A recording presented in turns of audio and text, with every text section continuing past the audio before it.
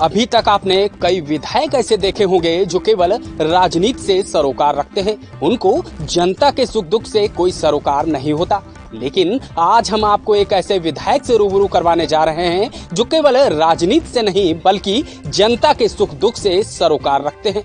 जरा सी उनकी विधानसभा में किसी को परेशानी हुई नहीं, चाहे वो रुपए पैसे से लेकर हो या फिर जरूरत की चीजें। वो रुपए पैसे तो देते ही हैं, साथ में जरूरत की चीजें भी उनको मुहैया करवा देते हैं, जिसको लेकर वह लगातार चर्चाओं में बने रहते हैं। वहीं एक बार फिर वह अपने सराहनीय कार्य के चलते चर्चाओं में आ गए हैं। बता दें, पलिया विधानसभा के ब्लॉक बाकेगंज के ग्राम संसारपुर निवासी धर्मेंद्र भार्गव की भैंस बीते दिन करंट लगने से भैंस की मौत हो गई थी, जिसके चलते धर्मेंद्र भार्गव का पूरा परिवार सदमे में था और वह खाना पीना छोड़कर चुपचाप बैठा हुआ था। जिसकी जानकारी जब विधायक रोमी साहनी को लगी तो वह 35,000 रुपए की भैंस व उसके बच्चे को लेकर हाथ में रस्सी थामकर उसके गांव पहुंच गए। जब वह धर्मेंद्र भार्गव के घर पहुंचे तो जहां धर्मेंद्र भार्गव सहित उनका परिवार खुशी से नाच उठा तो वहीं उनकी आंखों में आंसू भी आ गए और वह लगातार रोमी साहनी की प्रशंसा करते नजर आए, उनको दुआएं देते नजर आए। वहीं जब इस बात की खबर ग्रामीणों को लगी तो वो भी उनकी सराहना करते नजर आए। वहीं बता दें, रोमी साहनी विधायक का कहना है कि यह मेरी विधानसभा है, मेरी विधानसभा में कोई गरीब, बेबस, परेशान और लाचार ना रहे। मेरा कर्तव्य है कि मैं अपनी जनता के बीच जाऊं और उनके सुख दुख का हमदर्द बनूं। वहीं इस बात पर जहां लोग उनकी सराहना करते नजर आ रहे हैं, लेकिन वहीं विधायक रोमी साहनी का कहना है यह केवल मेरा कर्तव्य है। एएनबी न्यूज के लिए फारूक हुसैन, लखीमपुर खीरी।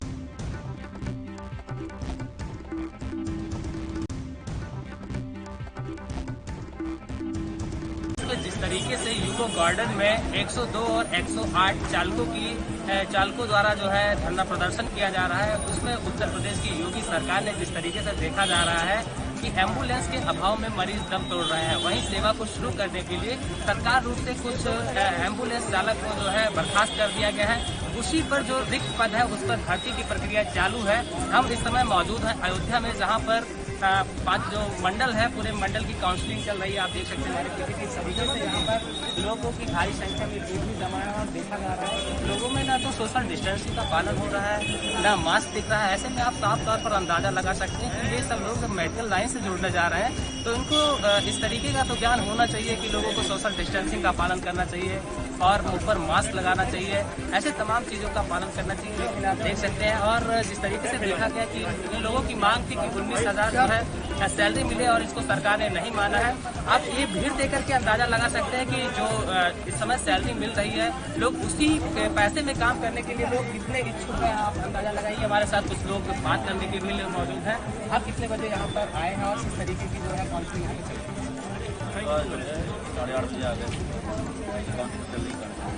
यहाँ पे किस चीज़ की मतलब जैसे चालक की और क्या चालक की है यहाँ पर सुबह से आप कितने अभ्यर्थी जो है यहाँ पे काउंसलिंग कराए होंगे? 2 से 2.5 हज़ार, जो कि ये काउंसलिंग प्रक्रिया 31 तारीख से 2 तारीख तक चलेगी और यहाँ पर काफ़ी लोग हैं। और जिस तरीके से सरकार का ये रवैया है उसको कहीं ना कहीं जो पहले वाले एम्बुलेंस चालक हैं उनमें समस्याएं उत्पन्न हो रही हैं। वीडियो पर्सन धर्मेंद्र के साथ Gaurav Mishra, NB news channel Ayodhya.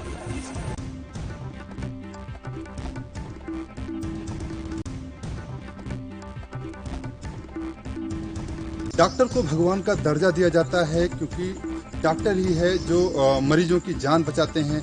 ऐसे में अगर वह डॉक्टर अपने कर्तव्यों के प्रति जो है लापरवाह हो जाएं तो इसका खामियाजा मरीजों को अपनी जान देकर भुगतना पड़ता है। ऐसा ही एक ताज़ा मामला अमेठी जनपद के जिला चिकित्सालय असैदापुर में देखने को मिला है, जहां पर रात में लगभग 10 बजे एक मरीज पहुंचता है इमरजेंसी में, लेकिन वहां पर कोई भी डॉक्टर मौजूद नहीं रहता है। और जब वो वार्ड बॉय से वहां पे जानकारी ली जाती है तो वार्ड बॉय के द्वारा फ़ोन करके डॉक्टर नीरज को बुलाया जाता है, जो कि इमरजेंसी के रूप में वहां पे उनकी ड्यूटी रहती है, लेकिन वह भी वहां पे नहीं आते हैं। और लगभग 2.25 घंटे बाद 12:15 बजे वहाँ पहुँचते हैं। और ऐसे में जब डॉक्टर की और मरीज के तीमारदारों से जो है वहाँ पे बात होती है तो काफ़ी नोक-झोंक करते हैं और फिलहाल इलाज शुरू करते हैं। लेकिन वहीं पर जो है एक जब पत्रकार के द्वारा इस मामले की जानकारी ली जाती है तो डॉक्टर साहब के द्वारा माकूल जवाब नहीं मिलता और वो अपने फार्मासिस्ट या और अन्य स्टाफ के द्वारा बात करते हैं कि इसको जो है किसकी जानकारी किसके आदेश से यहाँ पर आया है, इसको यहाँ से तुरंत भगाओ और पुलिस को बुलाओ। फिलहाल मामला कहीं कैसे भी वहाँ पे शांत होता है।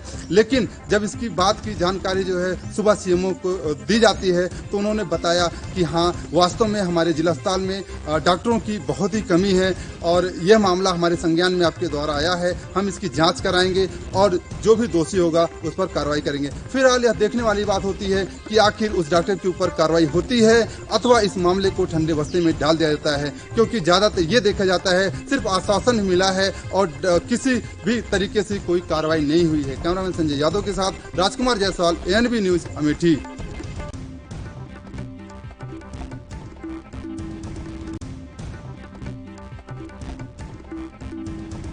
तत्व में विलीन हुई मास्टर एथलीट मानकौर 105 साल की उम्र में वो अब इस दुनिया में नहीं रहे, पर जब तक वो थे लगातार ही युवाओं को, एथलीट्स को इंस्पायर करते रहते थे।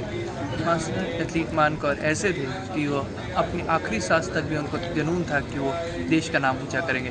और इस जिंदगी ਦੇ ਵਿੱਚ ਬਹੁਤ ਵੱਡੀਆਂ ਦੌੜਾਂ ਵੀ ਉਹਨਾਂ ਨੇ ਲਾਈਆਂ, ਦੁਨੀਆ ਦੇ ਵਿੱਚ ਇੱਕ ਮਿਸਾਲ ਪੈਦਾ ਕੀਤੀ। ਇਸ ਕਰਕੇ ਉਹ ਸਾਰੇ ਖੇਡ ਜਗਤ ਵਾਸਤੇ, ਸਾਰੀ ਦੁਨੀਆ ਵਾਸਤੇ, ਨਵੀਂ ਜਨਰੇਸ਼ਨ ਵਾਸਤੇ ਬਹੁਤ ਵੱਡੀ ਪ੍ਰੇਰਨਾ ਦਾ ਸਰੋਤ ਸਨ। ਔਰ ਮੈਂ ਸਮਝਦਾ ਕਿ ਉਹਨਾਂ ਦੇ ਚਲੇ ਜਾਣ ਦੇ ਨਾਲ ਸਾਰੇ ਖੇਡ ਜਗਤ ਨੂੰ ਬਹੁਤ ਵੱਡਾ ਘਾਟਾ। ਮੈਂ ਗੁਰੂ ਮਹਾਰਾਜ ਅੱਗੇ ਅਰਦਾਸ ਕਰਦਾ ਕਿ ਉਹਨਾਂ ਦੀ ਆਤਮਾ ਨੂੰ ਸ਼ਾਂਤੀ ਬਖਸ਼ੇ, ਸਾਰੇ ਪਰਿਵਾਰ ਨੂੰ, ਸਾਰੇ ਉਹਨਾਂ ਨੂੰ ਪਿਆਰ ਕਰਨ ਵਾਲੇ ਸਾਰਿਆਂ ਨੂੰ ਭਾਣਾ ਮੰਨਦਾ नेशनली फेमस थी, चंडीगढ़ की रहने वाली मानकौर लगातार ही 35 मेडल जीत चुकी थी, जिससे देश का नाम ऊंचा हुआ था। पर कुछ समय पहले इनको कैंसर हो गया था गॉल ब्लैडर में, जिसके बाद पहले जब कीमोथेरेपी की बात की गई पीजीआई में तो फैमिली ने मना कर दिया क्योंकि एज बहुत ज़्यादा हो चुकी थी, आयुर्वेदिक ट्रीटमेंट चल रहा था और रिकवरी भी दिखाई जा रही थी। पर फिर अचानक से ही उनकी तबीयत बिगड़ी और फिर वो इस दुनिया में नहीं रहे। आप देख सकते हैं हम लोग सेक्टर 25 के क्रिमेशन ग्राउंड में आए हुए हैं, जहाँ पे उनकी पूरी फैमिली उनके साथ मौजूद थी। सब लोग इकट्ठा हो गए, यहाँ मौजूद हुए। पहले उनकी बॉडी को यहाँ लाया गया, उनको यहाँ लाया गया, उसके बाद अरदास की गई, उसके बाद 5 तत्वों में विलीन हुई। शोक की बात यह है कि फैमिली सब में ही शोक है कि आखिर एक मास्टर एथलीट हमारे बीच में रह नहीं रहा। जब तक वो यहाँ थे लोगों को इंस्पायर करते रहते थे, लोगों को जागरूक करते रहते थे कि फिट बॉडी कितनी ज़रूरी है, क्योंकि 105 साल की उम्र में भी उनसे ज़्यादा फिट शायद कोई और नहीं देखने को मिल पा रहा था। चंडीगढ़ से कैमरा पर्सन मनदीप सिंह के साथ अमित कुमार, ANB न्यूज़।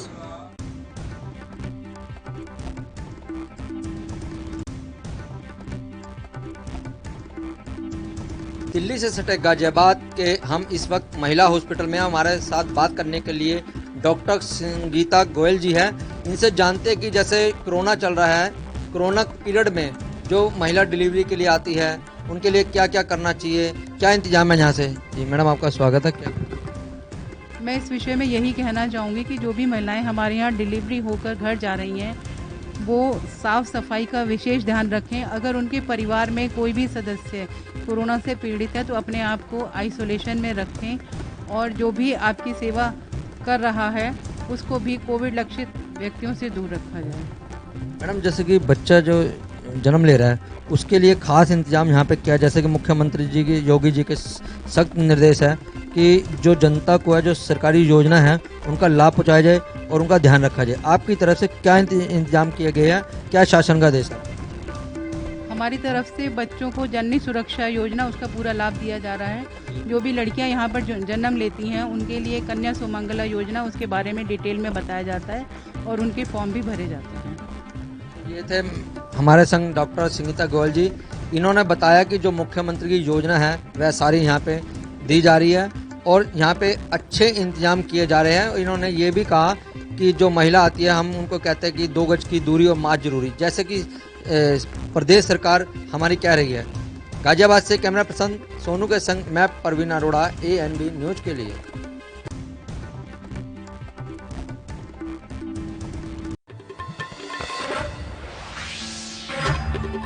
रामपुर की विकासखंड स्वार में आज सम्मान समारोह का प्रोग्राम किया गया है, जिसमें 34 स्वार टांडा विधानसभा से भारतीय जनता पार्टी की पूर्व प्रत्याशी लक्ष्मी सैनी मौजूद रहीं। उनके साथ साथ नगर पंचायत मसवासी के चेयरमैन हरिओम मौर्य भी मौजूद रहे। नवनिर्वाचित जिला पंचायत सदस्य, क्षेत्र पंचायत सदस्य और ग्राम प्रधानों को शॉल उड़ाकर सम्मान दिया है और उनके फूल मालाओं के साथ स्वागत भी किया। भारतीय जनता पार्टी की तरफ से जो विकास कार्य कराए जा रहे हैं, जो नीतियां हैं, उनके बारे में दोहराया है और नीतियों को ग्राम प्रधानों को बताया है। ग्राम प्रधानों को पदाधिकारियों ने निर्देशित भी किया है कि अपनी ग्राम पंचायत में ज़्यादा से ज़्यादा विकास कार्य कराएं, ताकि किसी प्रकार की कोई भी समस्या ग्रामीण क्षेत्र में या पंचायत क्षेत्र में सामने नहीं आ सके। इस मौके पर तमाम भारतीय जनता पार्टी के कार्यकर्ता और नेता मौजूद रहे। ANB न्यूज के लिए रवि सैनी, रामपुर।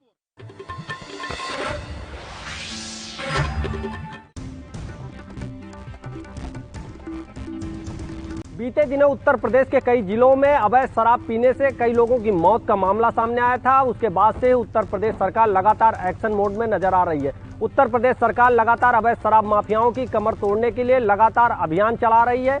उसी क्रम में आज रायबरेली के जिला अधिकारी वैभव श्रीवास्तव और पुलिस अधीक्षक श्लोक कुमार के निर्देशन में रायबरेली के जिला आबकारी विभाग के द्वारा रायबरेली के 1 दर्जन गांवों में जन जागरूकता कार्यक्रम का आयोजन किया गया। जन जागरूकता कार्यक्रम में आबकारी विभाग के द्वारा नुक्कड़ नाटक के साथ साथ पंपलेट और पोस्टर भी गांवों में चस्पा किए गए। साथ ही लोगों को जागरूक किया गया कि लोग अवैध शराब ना पिए। साथ ही गांवों में अवैध शराब का धंधा करने वालों लोगों की जानकारी प्रशासन को दें और प्रशासन का सहयोग करें। कैमरा पर्सन दिलीप के साथ अमर Pratap Singh, ANB news, Raebareli.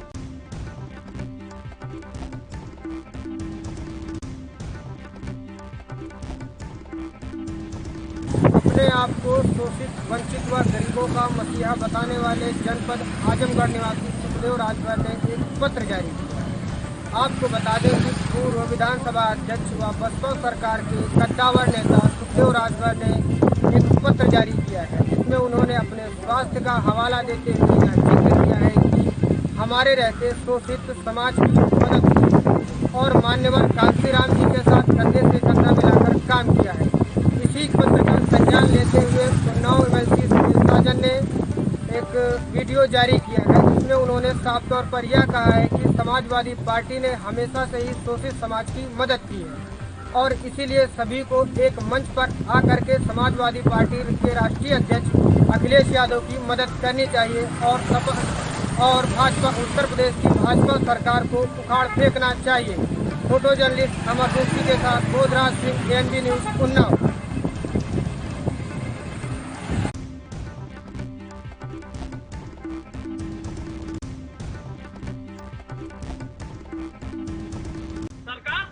Bharat mission को लेके करोड़ों अरबों रुपए फूंक दी है, लेकिन स्वच्छ भारत अभियान का यह दावा पूरी तरह फेल होता नजर आ रहा है।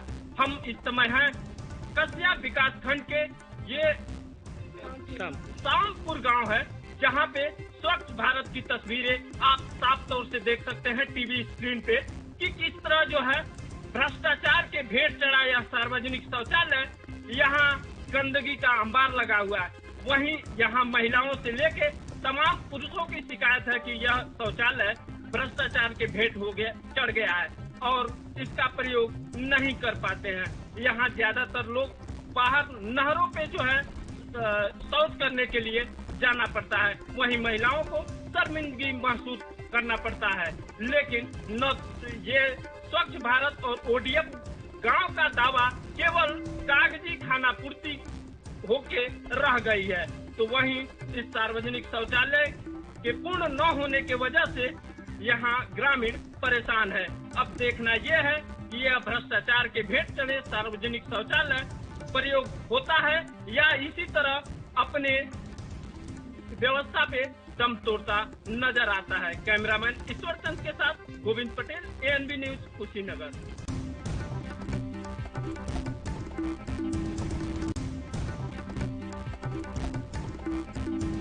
हमीरपुर जिले के पुराना विकास क्षेत्र के बेरी गांव में एक गरीब मजदूर का सियाना बीती रात बरसात के चलते भरभरा कर गिर गया, जिससे उसमें रह रहे गरीब मजदूर का परिवार बार बार बच गया है, जिसे देख कतई यकीन नहीं होता, लेकिन हकीकत यह है जिसे झुठलाया नहीं जा सकता।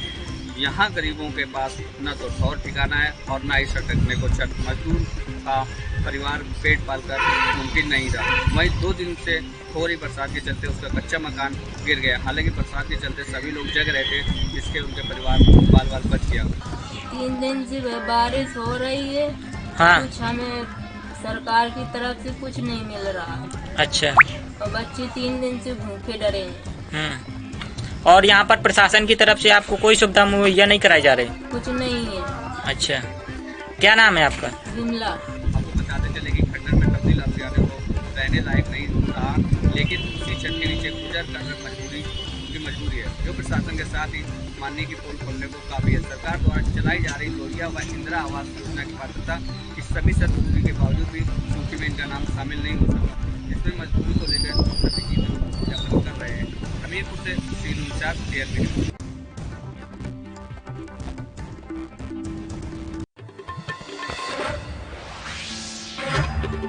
जनपद संभल के कोतवाली थाना के गांव सिमरी में आज सुबह 3 बजे अधिक गर्मी पड़ने के कारण एक युवक घर में घुसा और कूलर खराब होने की वजह से उसके तार सही करने लगा। एक तार छिटक कर उसके सीने पर जा लगा और तड़पने लगा। तभी उसकी पत्नी श्रीमती जब उसको छुटाने आई तो उसको भी बिजली ने करंट मार दिया, जिसकी वजह से युवक की तड़प तड़प कर मौत हो गई।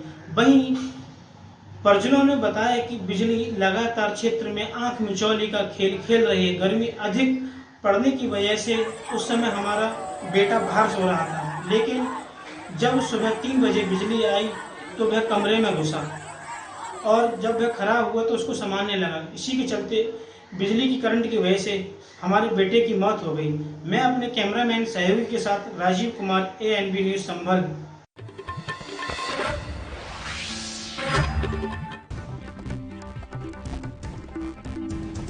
जैसे कि हम बात कर लें, बुंदेलखंड में लगातार पानी की समस्याएं देखी जाती रही हैं, तो वहीं सरकार के द्वारा लगातार बुंदेलखंड के पानी की समस्या को लेकर कई प्रयास किए जा रहे हैं। तो वहीं जनपद जालौन की बात कर लें तो जनपद जालौन में भी पानी की समस्याओं को लेकर नमामि गंगे के तहत 1400 करोड़ की लागत से परियोजनाएं चलाई जा रही हैं, जो कि नमामि गंगे के विशेष सचिव ने जनपद जालौन में पहुंचकर नमामि गंगे की परियोजनाओं का निरीक्षण किया। वहीं अधिकारियों को दिशा निर्देश दिए। ANB news Mayank Rajput, Jalaun.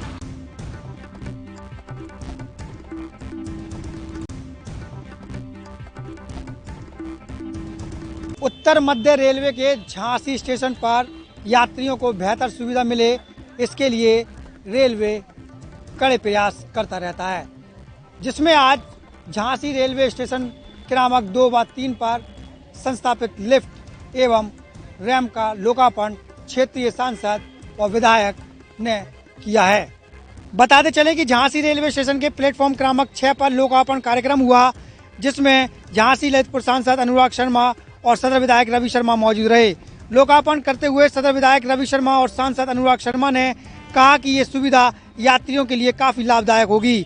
उन्होंने कहा कि झांसी रेलवे स्टेशन जंक्शन है, इसलिए रेलवे इस स्टेशन को मॉडल का रूप देना का प्रयास में लगा है। झांसी रेलवे स्टेशन स्वयं में अपनी अलग पहचान रखता है। वीडियो जर्नलिस्ट के साथ मोहम्मद शहजाद, ANB न्यूज, झांसी।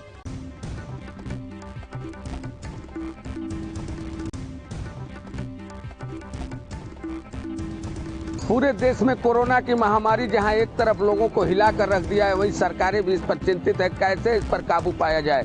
लेकिन प्रदेश सरकार की जो गाइडलाइन है उसे जिला प्रशासन जहां लापरवाही में देख रहा है, वहीं जिले के लोग इसको तोड़ने के लिए आमादा हैं। सरकार ने पूरे प्रदेश में 2 दिन का कर्फ्यू लॉकडाउन किया था, जिसमें सिर्फ जरूरी चीजों को चालू किया जाएगा, जैसे स्वास्थ्य सुविधाएं, मेडिकल, एम्बुलेंस या कोई इमरजेंसी मरीज को आने जाने की सुविधा हो। कुछ जरूरी सरकारी वाहन, जरूरी लोग ही बाजारों में निकलेंगे।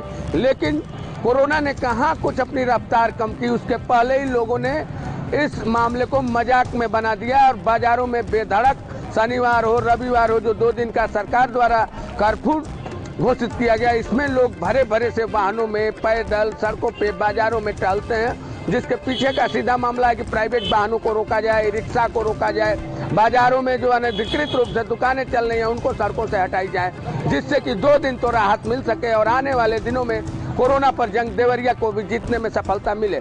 लेकिन इसमें प्रशासन की लापरवाही सीधे देखी जा रही है। पुलिस के कुछ जवान लगाए गए इन चौराहों पर अपने बड़े बड़े मोबाइलों में मस्त देखे जाते हैं। उनको किसी को रोकने टोकने का कोई समय नहीं है। अगर इस तरह से मजाक अगर जिला प्रशासन और प्रदेश सरकार की गाइडलाइन की अवहेलना होती रही तो आने वाले दिन में तीसरी लहर एक बार मुसीबत लेकर आने का संकेत दे सकती है। देवरिया से विशाल मिश्रा, एनबी न्यूज।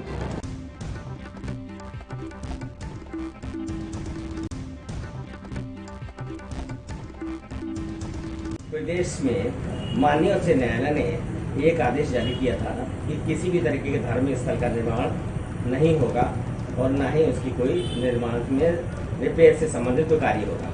वहीं माननीय उच्च न्यायालय के आदेश की खुलेआम अवहेलना की गई। मामला है उत्तर प्रदेश के जनपद बरेली की तहसील आंवले का, जहां थाना भमौरा क्षेत्र के गांव कमुआ में एक पुराने मदरसा में जहां नमाज पढ़ी जाती थी, उसी मदरसे को कुछ खुराफाती तत्वों ने नया रूप देने की कोशिश की। उन खुराफाती तत्वों ने उस मदरसे के ऊपर मस्जिद का रूप लेना शुरू किया, जहां उन्होंने मीनार को रातों रात बना के तैयार कर दिया, जिसकी भनक हिंदू संगठनों को लगी, जिसको देखते ही हिंदू संगठनों के अंदर उबाल आ गया और उन्होंने संबंधित अधिकारी को इस मामले में तलब किया। वहीं एसडीएम आंवला से हिंदू संगठन के हिंदू जागरण मंच के अशोक सिंह ने बात की, हिंदू जागरण मंच के अरुण सिंह ने बात की, तो उन्होंने उन पर उभरते हुए कहा कि ऐसा कहीं कोई मामला नहीं है। वहीं जब मीडिया ने एलआईयू के राजेश सिंह से बात की तो मामला साफ तौर पर उजागर नजर आया। इसके अलावा जब सीओ आंवले से बात की तो उनका एक अजीबोगरीब बयान।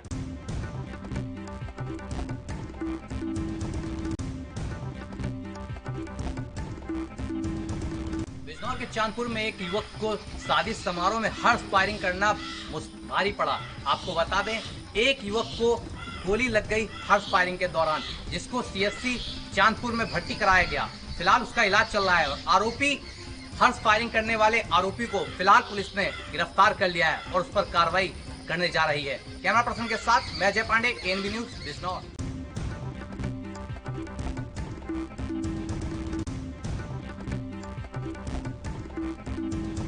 मथुरा जनपद की तहसील छाता के कई गांवों में किसानों की धान की फसल में पानी भर जाने से किसानों की फसल नष्ट हो चुकी है। आज उसको देखने के लिए जनप्रतिनिधि, एसडीएम छाता, तहसीलदार सहित मौके पर पहुंचे और किसानों की फसलों का आकलन किया। वहीं किसानों का कहना है, अगर सरकार के द्वारा हमारी समस्याओं का समाधान नहीं किया गया तो आने वाले 2022 के चुनाव में हम चुनावों का बहिष्कार करेंगे। जिस तरह किसान पूरी तरह बर्बाद है, किसानों की फसल नष्ट हो चुकी है, उसका आकलन करने के लिए एसडीएम छाता के द्वारा किसानों को समझाया गया है। किसानों से कहा गया है कि जल्दी से जल्दी आपको उचित मुआवजा दिलाकर हम शासन प्रशासन तक आपकी बात पहुंचाएंगे और जल्दी से जल्दी आपको मुआवजा दिलाएंगे। वहीं किसानों का कहना है कि अगर हमारी समस्याओं का समाधान नहीं हुआ तो हम आने वाले 2022 के चुनाव में चुनावों का बहिष्कार करेंगे। मथुरा से रिंकू शर्मा, एएनबी न्यूज।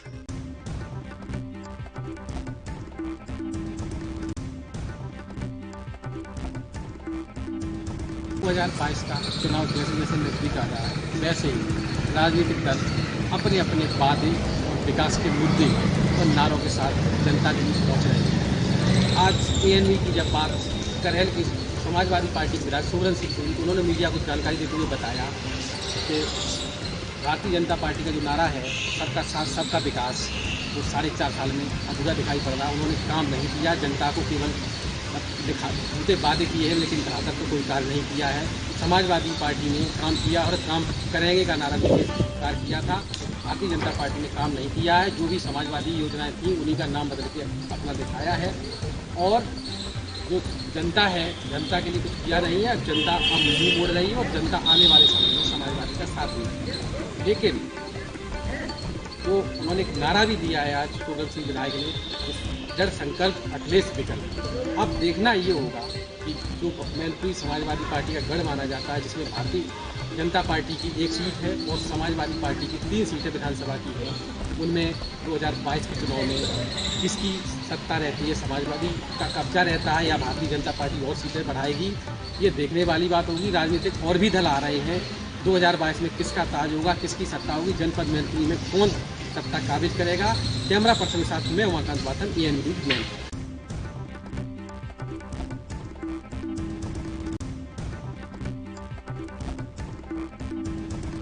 बस्ती जनपद से लगभग 30 किलोमीटर की दूरी पर हम सिसई ग्राम सभा में पहुंच चुके हैं और यहाँ हमारे साथ जो इंटर में बच्ची ने अच्छे मार्क्स लाए हैं, अपने गांव का, जिले का और स्कूल का नाम रोशन किया इसने। शालिनी नाम है इसका, शालिनी वर्मा। इससे हम जुड़ रहे हैं और इससे कुछ हम सवाल पूछेंगे। मेरा नाम शालिनी वर्मा है। स्टडी में मेरे पेरेंट्स, मेरी फैमिली और मेरे टीचर ने काफ़ी सपोर्ट भी किया है और हर सब्जेक्ट टीचर ने अपने हिसाब से मोटिवेट किया है। किसी भी टॉपिक को पढ़ाने से पहले वो मुझे मोटिवेट करते थे ताकि मुझे उस टॉपिक को पढ़ने में काफ़ी मन लगे।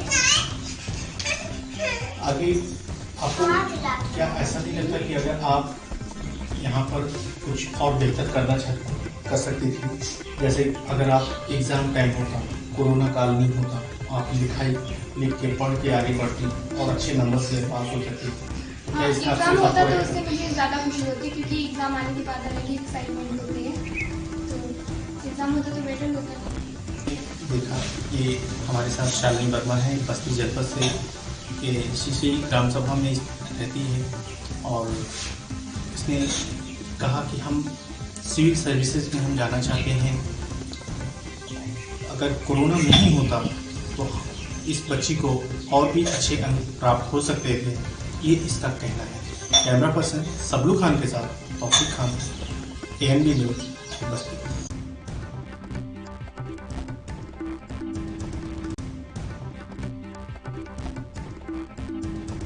अलीगढ़ के टप्पल थाना क्षेत्र के गांव उटबारा में नाली विवाद को लेकर दो पक्ष आमने सामने भिड़ गए। वहीं दोनों पक्षों में जमकर चले लाठी डंडे तो पथराव भी हुआ। दोनों पक्षों से करीब 1 दर्जन लोग घायल हुए हैं। वहीं घायलों को पुलिस ने CSC टप्पल में प्राथमिक उपचार के लिए भर्ती कराया। वहीं दोनों पक्षों से तहरीर लेकर टप्पल थाना पुलिस ने जांच शुरू कर दी है। अलीगढ़ से ANB न्यूज़ के लिए मुकेश कुमार उपाध्याय की ये खास रिपोर्ट।